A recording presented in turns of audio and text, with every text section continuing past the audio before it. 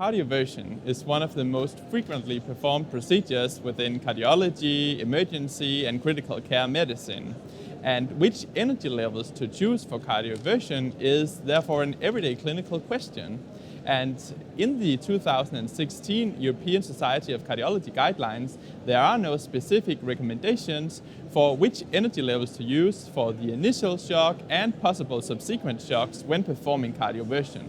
So we were interested in comparing the use of maximum fixed energy shocks compared to low escalating energy shocks, which is the current considered as best practice.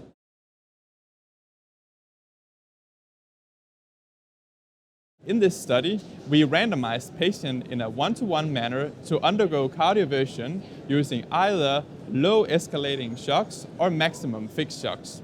And we used the low escalating shocks according to the Danish National Treatment Guidelines in the absence of recommendations from the ESC, and the maximum shocks available in defibrillator used in this study was 360 joule. And we conducted the study in our outpatient clinic at the regional hospital in Randers in Denmark.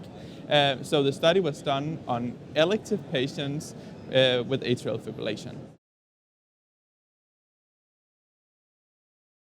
The primary endpoint of this study was the proportion of patients in sinus rhythm after the cardioversion procedure, and we evaluated it after 1 minute.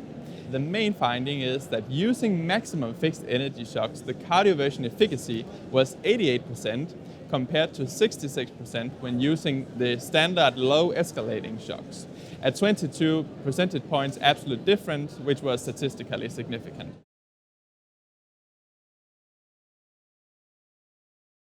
So, importantly, we included a number of safety endpoints to evaluate if maximum fixed shocks could be used compared to low escalating shocks and that it will not compromise safety.